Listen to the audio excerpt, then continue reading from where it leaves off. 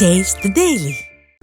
திமுக அரசு பொங்கல் தொகுப்பு என கூறி ஒழுகும் வெள்ளத்தை அளித்தனர் எனவும் பொங்கல் தொகுப்பு வழங்குவதில் திமுக பெரிய ஊழல் செய்துள்ளது எனவும் அதிமுக பொதுச் செயலாளர் எடப்பாடி கே பழனிசாமி குற்றம் சாட்டினார்.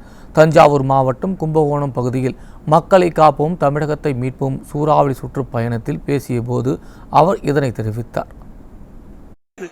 நீ என்ன செஞ்ச அத்தனை பொய். தேர்தல் நேரத்தில் அழகா அறிக்கை விடுவாங்க.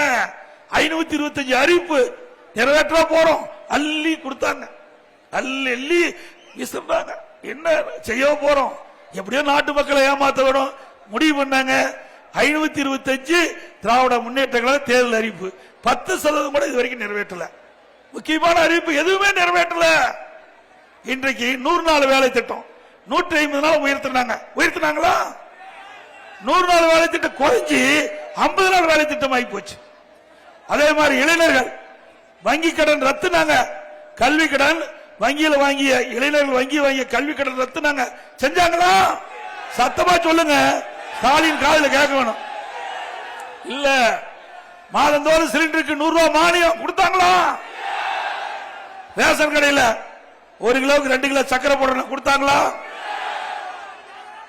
அது மட்டும் இல்ல, அண்ணா திமுக ஆட்சி இருக்கும் போது தைப்பொங்கல் என்று எல்லா குடும்பத்தையும் 2500 ரூபாய் கொடுத்தோம்.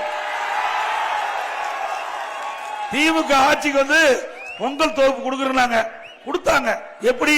ஒழுகிற வெள்ளத்தை கொடுத்தாங்க. ஒரு பெண்மணி அந்த வெள்ளத்தை வாங்கிட்டு போறாங்க, ஒழுதுகிட்டே போகுது. அதுல 21 பொருள் நினைக்கிறேன் பையோட சேர்த்தி. அதுல எல்லாம் ஒரு பெண்மணி எடுத்து எல்லாம் விரிச்சு காட்டுச்சு. பள்ளியில பூச்சி இருக்குது, மிக மோசமான பொருள். அது பெரிய ஊழல். அதிமுக ஆட்சி வந்தா அது விசாரிக்கப்படும்.